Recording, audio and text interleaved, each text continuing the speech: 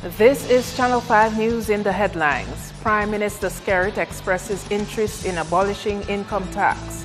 The Attorney General calls for the removal of parliamentary opposition members on the Electoral Commission, and Cabinet Ministers updated on development plans for the country's international airport. I am Idona John Baptist with the Channel 5 News. We'll have details after this.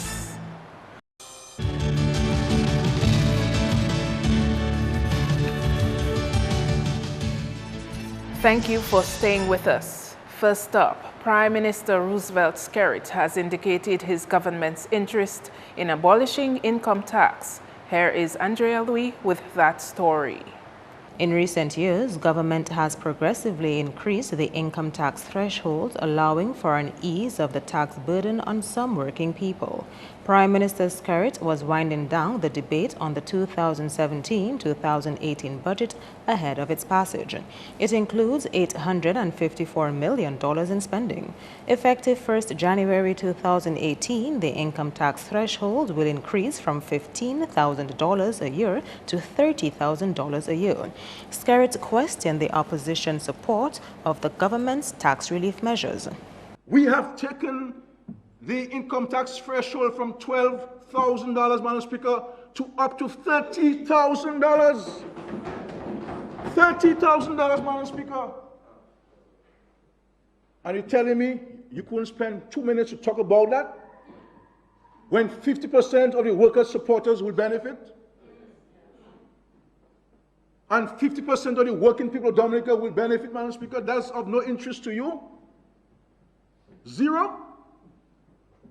You're not happy that taxpayers will pay less come January 1st, 2018? Nothing at all, Madam Speaker? And that will take the tax. The whole idea is to create this one tax rate. And Madam Speaker, let me say to the people of Dominica, we are going to send this for advice to the fiscal policy panel, Madam Speaker. But don't rule out, do not rule out a complete eradication of income tax in Dominica. Parliament also approved government borrowing over $35 million through an overdraft facility. Parliament has been adjourned sine die or with no appointed date for resumption. In other top stories, Attorney General Levi Peter used his turn at the budget debate on Tuesday evening to call for the dismissal of the parliamentary opposition representatives on the Electoral Commission. AG Peter was at the time condemning members of the commission nominated by the United Workers' Party for discussing the internal affairs of the board. Madam Speaker, there's another issue of importance that I think the House is the place to raise it. It may be dealt with further elsewhere, but it is the behavior, Madam Speaker, of commissioners of the Electoral Commission. Absolutely disgusting and unacceptable behavior, Madam Speaker. It cannot be right, Madam Speaker, for persons who have been appointed to the Electoral Commission, a body of the significance of the Electoral Commission, to be sitting on that body and then leaving that body and going outside and discussing in the public what takes place in that body. Madam Speaker, that is not something that we would entertain and accept in the Boy Scout movement. It cannot be right. Peter says he has not heard any opposition member condemn that type of behavior. The Electoral Commission's membership includes a chairman appointed by the President of Dominica, acting on his own deliberate judgment, and 4 members appointed by the President on the advice of the Prime Minister and the Leader of the Opposition. Peter says the appropriate course of action should be taken against those appointed to such bodies and are not adhering to the rules. And in my humble opinion, those commissioners, if they cannot conduct themselves in a proper way, should be removed by whatever, they should be removed from that commission because they are not, in my respectful view, fit and proper people to serve on such a body. If you cannot respect basic decency, basic courtesy, and basic norms, how then are you able to come and claim that you have you are the guru, you're the guru of governance? You're in a body, you're appointed. How can you be going outside and talking about what is taking place in that body, even to the point of saying who said what? it means that the body cannot function properly. And I will do whatever I can to ensure that those who are appointed to those bodies such as that conform to the proper norms and conduct themselves properly. Wayne James, a former police officer, and former politician Hilary Shillingford are UWP's nominees on the commission. Still on the budgetary debate, $4.1 million have been approved for projects in the city of Roseau aimed at protecting its residents and infrastructure from the adverse effects of inclement weather. Minister for Public Works and Ports, Miriam Blanchard, during the budget debate announced that special focus will be placed on Roseau River projects to ensure the safety of the city and its people. These projects are expected to get underway later this month. We heard in the budget address that the construction of the river walls from the EC Low Black Bridge to the market is scheduled for this financial year. Additional dredging of the Roseau River will also be done to prevent or mitigate flooding. An allocation of $4.1 million is budgeting for those two aspects of that project. In fact, Madam Speaker, the first section from the New West Bridge towards the EC Low Black Bridge will begin in August. And why are we doing this, Madam Speaker?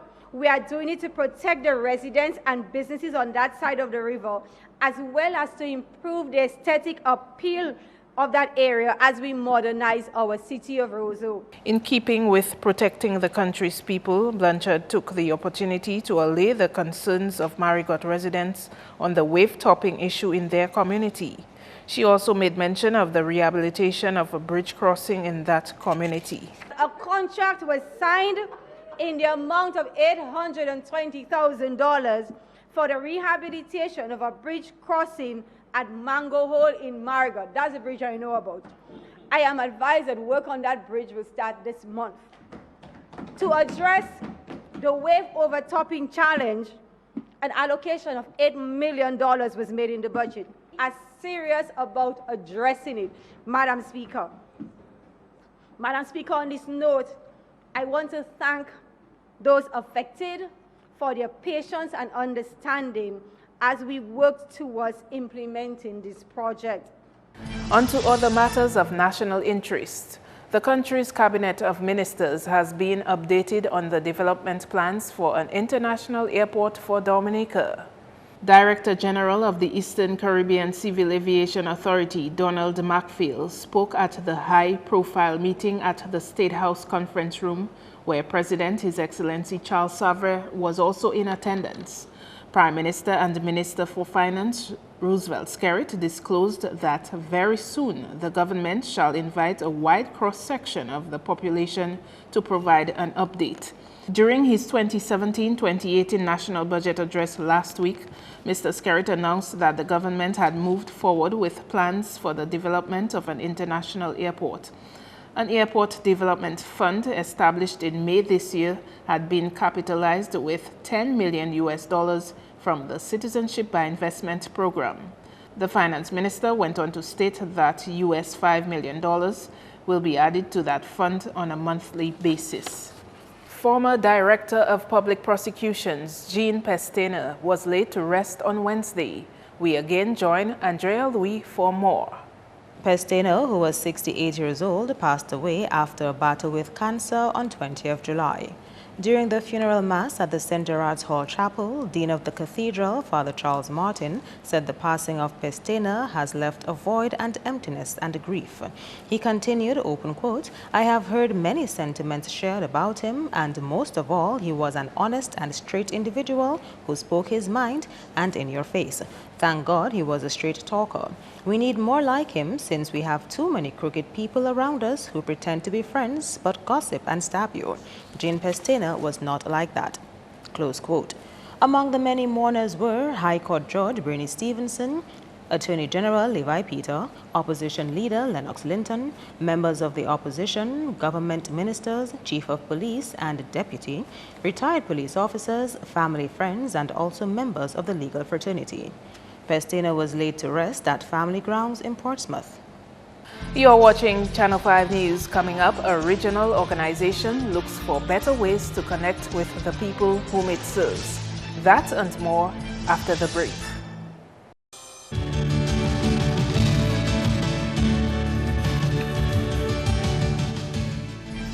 Welcome back. The Eastern Caribbean Central Bank, ECCB, launched its new website on Wednesday to better connect with the people it serves. Corporate Relations Officer of the ECCB, Elizabeth Wayland, told the regional launch of the website that it features a more user-friendly approach and it is the bank's improved look on the World Wide Web. She explained that work on the new website began in early 2016, shortly after Governor Timothy Antwine took office.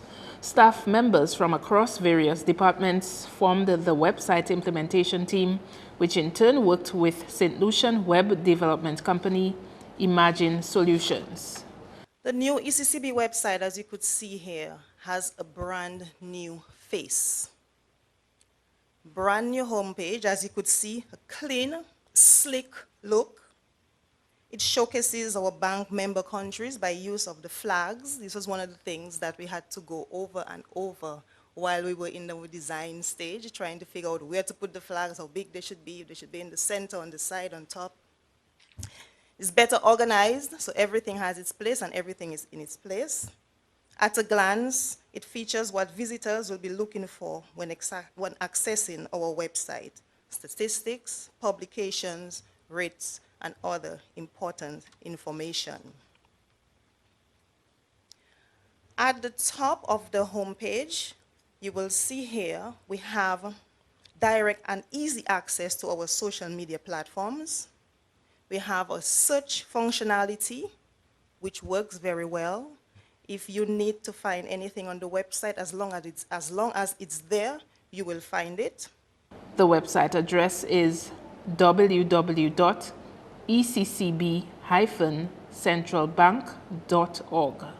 In child development matters, the frequency of child abuse cases in sports across the region is being tackled through a project by the OECS Commission and UNICEF. The Dominica leg of a workshop for coaches and administrative personnel of sporting bodies has been taking place on island. The expectation is that each sports association can develop their own code of conduct and policy on child protection. Program Officer of the St. Lucia-based OECS Commission, Yoshabel Durand, spoke to Channel 5 News on Wednesday. The idea is to give them information on how to identify child abuse, whether it's between players, whether it's between coaches and players, coaches, so that you do not have a perpetuation of the cycle. It's also supposed to inform the coaches on their rights as coaches, what they should and should not do as coaches to protect themselves and their players, how they should interact with their players so you don't have allegations of abuse coming up, and how to behave when a player comes to you with an allegation of abuse. What do you do? Who do you go to? The procedures and practices. It is to instill this knowledge in them and to encourage them to have policies, codes of conduct for their coaches, codes of conduct for their players, their parents, and a protocol in place. So when it does happen, we know what to do, who to go to, and how to deal with it in the best way possible. Durand explained that the ongoing move comes as coaches and presidents of sporting associations in various islands alerted the Commission's sports desk of their concern of child abuse in sports. As you can well appreciate, recently there's been a lot more coverage of this. More persons are coming forward, more cases are being reported. So we want to encourage and assist the drive to ensure that child abuse is not something that continues in our region. The Welfare Division will also be the focal point going forward on child abuse cases and child abuse in sports. We are also looking to have an agreement drafted with the National Olympic Committee. So we will have these two key players working with us to drive this agenda in the region. Wednesday's session also uncovered homosexuality in sports. We've actually touched on a lot of issues that I was very surprised came to the fore, including the whole idea of homosexuality in the game. We all know our society is Christian, generally Christian, so it comes down to a question of either discrimination or morality. So our coaches seem to be fighting with a lot of issues when it comes to dealing with this and pedophilia. So I believe that they are very much receptive, and they will continue the training going forward. Head of the Social Welfare Division, Gemma Azil-Lewis, has been the main facilitator of the sessions. On to police news now. Police have confirmed that the body of a man found hanging from a mango tree in Kulibistri on Tuesday morning was that of 48-year-old Clem Rudet. Police PRO Inspector Pelham John Baptist says the incident is under investigation by the police. The police are carrying out investigations into a suspected suicide which occurred at Kulibistri. It was reported to the police that about 3:50 a.m. on Tuesday, the 1st of August 2017, the lifeless body of a 48-year-old male, Clem Rudet, was discovered suspending from a mango tree in the vicinity of his home at Kulibistri. The body of Clem Rudet was officially pronounced dead by a medical doctor. A coroner's inquest will be convened. Investigations are ongoing.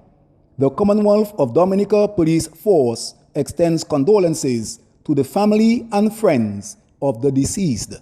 Meantime, Parliamentary Representative for the Salisbury constituency, Hector John, says the incident of Tuesday morning has left the community in a state of shock and grief. To get this sad news, a very hard-working individual, I know him, very hard-working farmer, very friendly, was at his home. And to go to the home this morning, what transpired in Kulibistri this morning. The entire village is very sad. I would like to take this opportunity to extend sympathies to his wife, Alona, his children. Just want to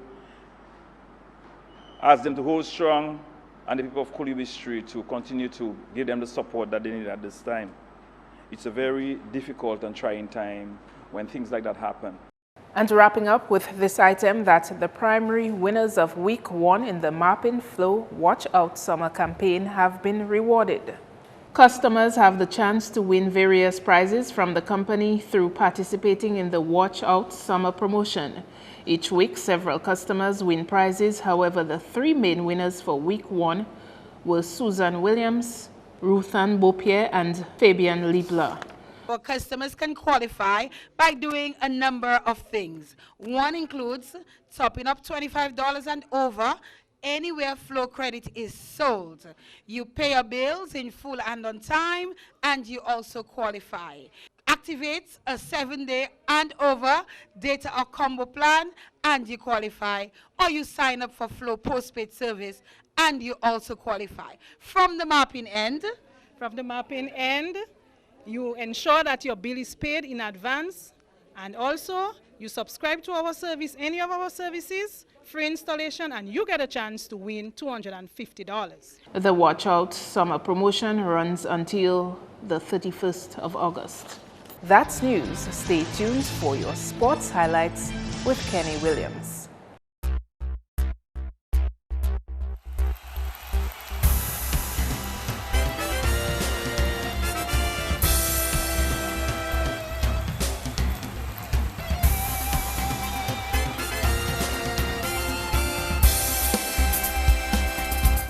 First up in sports, resuming on 309 for the loss of 8 wickets in 89.4 overs batting first, West Indies declared on 388 for 8 after 100 overs in a 3-day tour match on Wednesday. Roston Chase added a decent 81, Craig Brathwaite 61 and Jermaine Blackwood 59. Shane Dorwich was undefeated on 44 while Kieran Powell was out on 15. Callum Taylor was the pick of the Essex side, taking 2 for 44, while Paul Walter got 2 for 54. Rain affected play on the second day, and Essex found themselves in a precarious position, having lost 4 wickets. However, Nick Brown went undefeated on 52 and Dan Lawrence 44 to help Essex reach 47 for 4 in 17 overs.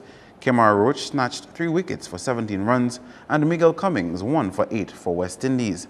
After the second day of play, Essex trailed by 291 runs with 6 wickets remaining in the first innings after 17 overs. On the football scene, S-Mart Tarish United and Southeast Football Club continued their good form this season when they each won their second match from 3 matches played in the 2017 DFA Under-17 Boys League on Tuesday. DFA's Public Relations Officer, Gerald George, has the details. Tarish United defeated Club Lubia 6-2 at the Stock Farm Complex. Eustace Phillip found the back of the nets twice for Tarish, with one each coming from Yadi Reid, Jovan Henry, Clemson Isaac and Darren Wade. Shane Cochran and Jaim Maxim scored for Lubia. In the other match at the Lapland playing field, Southeast Football Club edged out Dubla Football Club 2-1. Marshall Flora and Laron Prince converted for Southeast, with Sahil Humphrey scoring for Dubla. The league continues on Thursday with S-Mart Tarish United versus Exodus Football Club at Stock Farm Complex. At Benjamin's Park, Dubla Football Club will take on Ian Douglas Bombers. All games begin at 3 p.m. In related sports, the Layu team defeated Georgia on home turf to become back-to-back Soccerama champions and a great start to defend their championship title with a 3-2 win in the Kelvadaru St. Joseph Football League recently. The game was locked 1-1 at the end of regular time and had to go into penalty kicks. Layu proved they still had what it takes to be winners, finishing ahead on 3-2 against Georgia. The winners went home with the Soccerama trophy and $300. 8 teams participated in the league opening. Layu is the defending league and Soccerama champions. Meantime, Church Boys had total dominance in their game against the Salisbury team when they won with a convincing 10-1 on Tuesday. Kevin Christmas had the golden boots for Church Boys, netting 4 goals, with Casimir Benjamin and Nelson Woodman adding 3 goals apiece. Knowlton Etienne was the lone goal scorer for Salisbury. The league continues on Thursday with Harlem going up against Campbell in the first encounter, followed by a rematch of the Soccerama finalists Layu and Georgia. The first match begins at 7 p.m. In basketball, it will be a night of Division I action when the 2017 Flow DABA League continues with 2 matches on Thursday.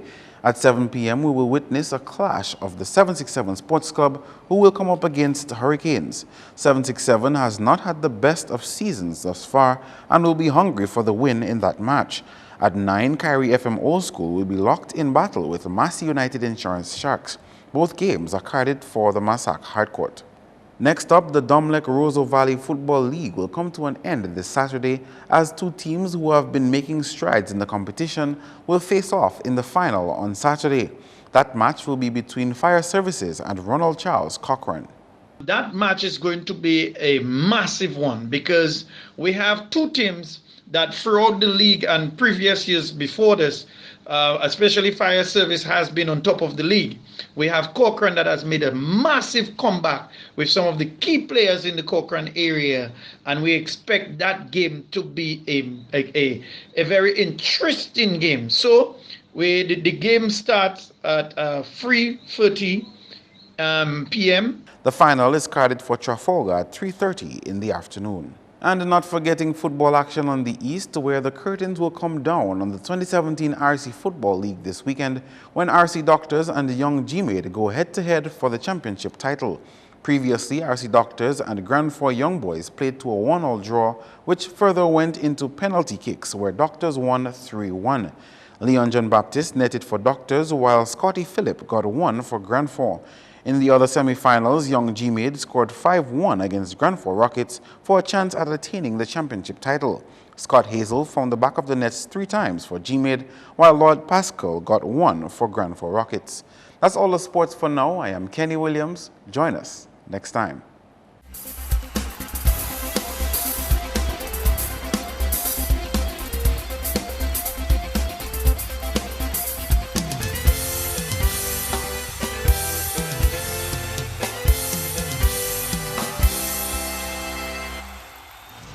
Your midweek weather forecast is next. Good evening and welcome to tonight's weather broadcast. I'm your presenter, Annie Corrett Joseph. We begin this evening by taking a look at earlier infrared satellite imagery, which shows this area of cloudiness associated with a westward moving tropical wave, which began affecting the area yesterday, continued into today, and is expected to continue to affect the area throughout the week. Visible satellite imagery showed multi-layered clouds over Dominica during the afternoon, with pockets of convective cells across the area. Radar imagery indicated some shower activity over Dominica and the Lesser Antilles during the afternoon, and just off the east coast of the island chain is this area of shower and thunderstorm activity expected to move over the islands during the evening. Conditions for tonight: cloudy to overcast skies, windy and hazy with shower and thunderstorm activity. This weather pattern is expected to continue into tomorrow. As a result, persons in areas prone to flooding, landslides and falling rocks, including those who reside or do business along riverbanks, or person who must use bridges and low-lying roadways, are advised to be vigilant and to exercise extreme caution, as these hazards are possible during that period. Sea conditions: moderate to rough in open water with waves up to 10 feet. A high surf advisory is in effect for above normal seas and high winds. Conditions for the next 3 days: again tomorrow Thursday, cloudy to overcast, windy and hazy with shower and thunderstorm activity. This weather pattern is expected to continue into Friday, and some reduction or improvement in conditions can be expected as we move into Saturday, partly cloudy to cloudy skies with some scattered showers. Some windy conditions also tomorrow Thursday, and continues into Friday with winds up to 40 kilometers per hour, and a gradual reduction in wind speeds can be expected as we move into the weekend. Across the region tomorrow, cloudy to overcast skies with shower and thunderstorm activity can be expected to affect the Lesser Antilles tomorrow. On the international scene, partly cloudy skies with some showers in New York, partly cloudy skies in Miami and London, some thunderstorm activity possible in Caracas, and clear skies in Beijing. Some relatively warm temperatures also in Beijing, temperatures up to 36 degrees Celsius. The sun will rise tomorrow at 5:48 a.m. and set at 6:35 p.m. For up-to-date information, visit our website at weather.gov.dm or call the weather hotline at 447-5555. Please remember that we are in the hurricane season. Please keep updated. Good night. To end the news, the headlines again. Prime Minister Skerrit expresses interest in abolishing income tax.